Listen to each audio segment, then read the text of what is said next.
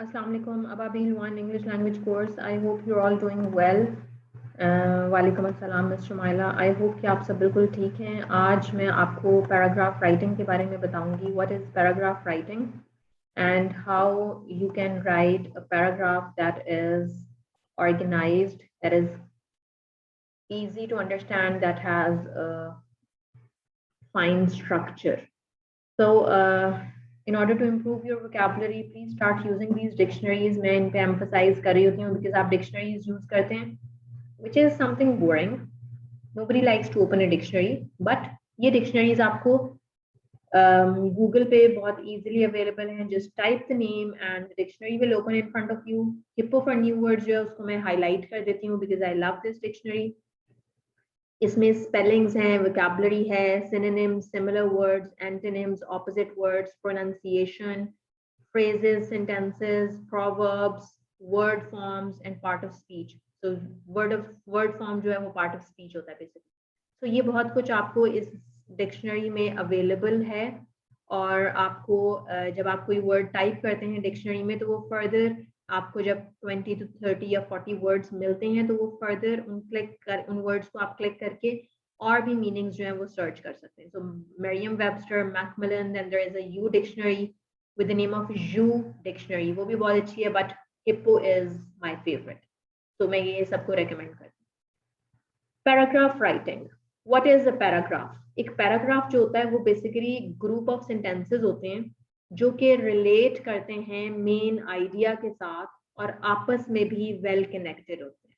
So paragraph is basically a group of sentences and that are related to the main idea. Main idea basically आपका जो topic sentence है उसको कहलाते हैं, उसको कहते हैं मेन आइडिया. और वो जो टॉपिक सेंटेंस होता है वो बेसिकली आपके टॉपिक को ही जो है वो रिफ्लेक्ट कर रहा होता है. टॉपिक के ही बारे में जो आपके पैराग्राफ या एसे या जो भी आप राइट करें आपका उसमें एक टॉपिक होता है, ठीक है, on which you have to write a certain paragraph.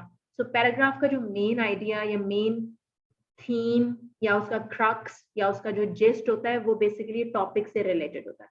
और उस टॉपिक से रिलेटेड आप फर्दर कुछ सेंटेंसेस राइट करते हैं जो कि सेंटेंसेस आपस में भी कनेक्टेड होते हैं और उन सेंटेंस का मेन आइडिया के साथ कनेक्ट होना बहुत इंपॉर्टेंट होता है. एक मिनिमम जो स्मॉल पैराग्राफ होता है उसमें मिनिमम एटलीस्ट 5 सेंटेंसेस होने चाहिए. So what is a paragraph made up of? एक पैराग्राफ जो है वो टॉपिक सेंटेंस, सपोर्टिंग सेंटेंसेस और कंक्लूडिंग सेंटेंस से मिलकर बनता है. टॉपिक सेंटेंस आपका मेन आइडिया होता है, उसको जो है वैलिडेट करने के लिए, उसको जस्टिफाई करने के लिए, उसको सपोर्ट करने के लिए आप कुछ सेंटेंसेस राइट करते हैं और फिर एंड पे आप कंक्लूडिंग सेंटेंसेस जो हैं वो राइट करते हैं. सबसे पहले कोई भी टॉपिक के बारे में राइट करने से पहले there are certain rules that you have to keep in mind, there are certain points that you have to remember in order to make your writing more organized and in order to make your writing more,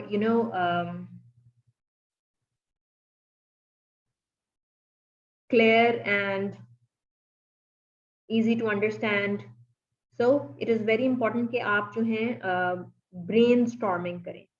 Think before you write. Think before you present your ideas on a piece of paper. उस brainstorming में आपने क्या करना है? First of all, आपने generally उस paragraph से related सब पॉइंट्स जो हैं वो ब्रेनस्टॉर्म करने. ब्रेनस्टॉर्म क्या होता है? जब आपके दिमाग में जो एक तूफान आ जाता है आइडियाज का. इन लिटरल मीनिंग मैंने आपको ब्रेनस्टॉर्म का बता दिया कि दिमाग जो है, ब्रेन जो है, उसके अंदर एक स्टॉर्म आ गया है या एक तूफान आ गया. क्यों? In order to write a good paragraph. कभी भी paragraph without search, without reading about it, without collecting ideas आप नहीं राइट कर सकते. तो आपने क्या करना है? आइडियाज कलेक्ट करने हैं. You have to read few articles और ब्लॉग्स, इंटरनेट पे कुछ मटेरियल कलेक्ट करें, उससे रिलेटेड कुछ बुक्स रीड करें, लाइब्रेरी को सर्च करें और फिर उन आइडियाज को कलेक्ट करके jot them down on a piece of paper. Jot down का मतलब होता है टू राइट. आइडियाज जो है उनको लिख लें एंड देन उसके बाद आपने उसको ऑर्गेनाइज करना शुरू करना है. शुरू में आपने जनरली आइडियाज लिखनी है, फिर आपने उनको ट्रिकल डाउन करना है. ट्रिकल डाउन का मतलब होता है from maximum you have to collect the minimum most important points and then you have to write a paragraph on that. So एक जनरल या मेन आइडिया आपने सबसे पहले राइट करना है कि आपका पैराग्राफ किस बारे में है. What is your paragraph about? वो आपके मेन आइडिया में आएगा और वो आपका टॉपिक को एक्सप्लेन करेगा। फॉर एग्जाम्पल हमारे टॉपिक्स हैं friends, why people lie, celebrities, और एक टॉपिक है प्लेइंग आउटसाइड। तो आज हम जो पैराग्राफ राइट करेंगे वो है प्लेइंग आउटसाइड के बारे में। अब आप टॉपिक देखें बाहर खेलने के बारे में, external outside when you go out and play. So this is what the topic is. सबसे पहले हम मेन आइडिया जो है वो यूज करेंगे टॉपिक सेंटेंस राइट करने के लिए, ठीक है। तो मेन आइडिया जो है उसको टॉपिक सेंटेंस में राइट इसलिए करना होता है क्योंकि आपका टॉपिक सेंटेंस जो है वो आपके मेन आइडिया को आइडेंटिफाई करता है, वो आपके मेन आइडिया को रिफ्लेक्ट करता है। फॉर एग्जाम्पल क्योंकि हम प्लेइंग आउटसाइड के बारे में बात कर रहे हैं तो उसके बारे में हमने एक टॉपिक सेंटेंस बनाना है। Playing outside has many benefits. तो यहाँ पे एक तो हम प्लेइंग आउटसाइड के बारे में बात करें और फिर हम उससे रिलेटेड कुछ बेनिफिट्स के बारे में, फायदे के बारे में बात करेंगे। ये हमारा टॉपिक सेंटेंस है, ये हमारा थीम है, ये हमारे टाइटल या हेडिंग को रिफ्लेक्ट कर रहा है, उसको डिस्क्राइब कर रहा है। Supporting sentence, supporting sentences give more information about the topic sentence. आपके जो सपोर्टिंग सेंटेंस होते हैं वो हमेशा टॉपिक सेंटेंस के बारे में डिटेल देते हैं, टॉपिक सेंटेंस को जस्टिफाई करते हैं। सो आपका टॉपिक सेंटेंस जो है उसको, हर सेंटेंस को सपोर्ट करना इम्पोर्टेंट है क्योंकि वो टॉपिक सेंटेंस के बारे में है और टॉपिक सेंटेंस को सपोर्ट करेगा, इसलिए आपका सपोर्टिंग आइडिया कोई भी इररेलेवेंट नहीं होना चाहिए। वो आपको मेन आइडिया के बारे में ही कोई डिटेल हमेशा प्रोवाइड करेगा। It should provide further detail or further ideas about the topic sentence. ऐसी सिचुएशन में हमारे लिए बहुत इंपॉर्टेंट है कि हम देखें कि हम कोई ऐसा सेंटेंस ना राइट करें जो कि टॉपिक सेंटेंस से रिलेट नहीं हो रहा। अगर वो रिलेट नहीं हो रहा तो प्लीज उसको निकाल दें, उसको एक्सक्लूड कर दें। सपोर्टिंग सेंटेंसेस अब हमने राइट करने हैं। Playing outside has many benefits हमारा टॉपिक सेंटेंस है, इसको हम सपोर्ट करने के लिए लिखेंगे क्योंकि हम बाहर खेलते हैं उसके बहुत से फायदे होते हैं, तो उसके सपोर्ट के अंदर क्या क्या फायदे हम राइट कर सकते हैं। It gives you sun exposure, active games get you moving and will benefit your physical health, playing और running around can help relieve build up stress and frustration.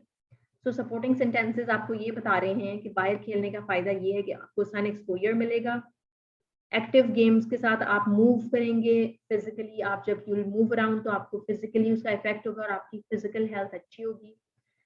भागने और खेलने से क्या होगा, when you play around your stress and frustration will vanish, it will go away, आपको relief मिलता है। जो आपका बिल्डअप स्ट्रेस और फ्रस्ट्रेशन होता है वो फिजिकल एक्सरसाइज से खत्म हो जाता है।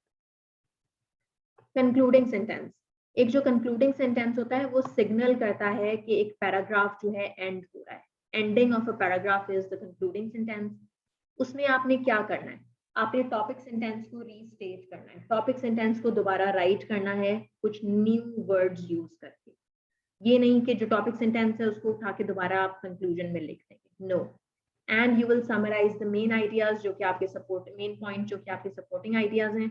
ब्रीफली आपने टॉपिक सेंटेंस और जो आपके सपोर्टिंग सेंटेंसेस हैं उनका एक ब्रीफ कॉम्बिनेशन बना के आपने कंक्लूजन में दोबारा लिख देना है, रीस्टेट कर देना है, रीराइट कर देना है, और कोई न्यू डिटेल कंक्लूजन में आपने ऐड नहीं करना। No need to add any new detail, just write what you already written in new words, in different words.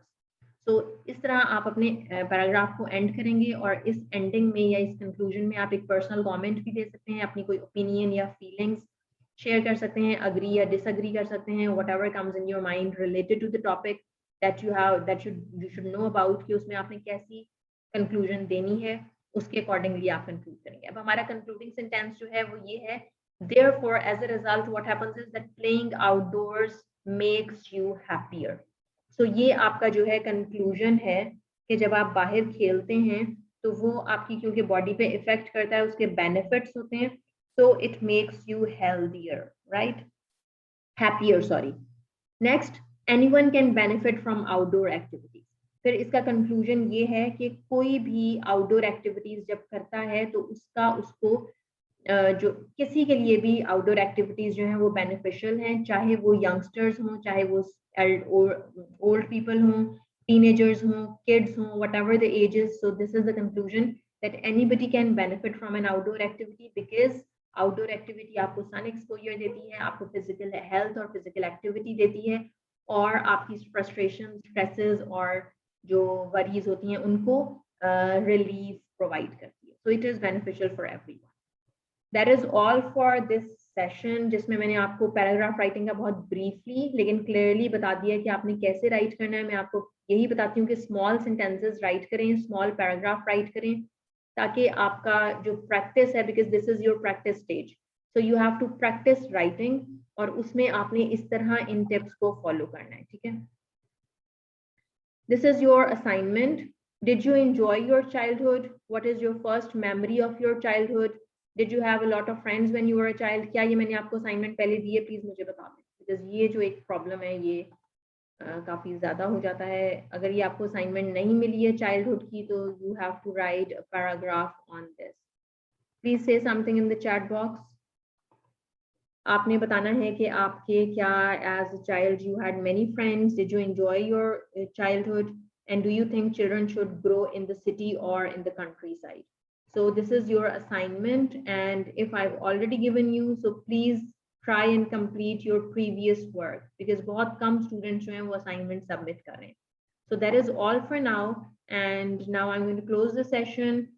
Please revise all the sessions, and please download all the sessions, because once the 30-day course comes to an end, उससे कुछ days बाद आपके session links जो हैं वो expire हो जाएंगे. So please download all these videos and revise this session and try to write a paragraph on either childhood or on any topic of your interest, and then submit it in the WhatsApp group.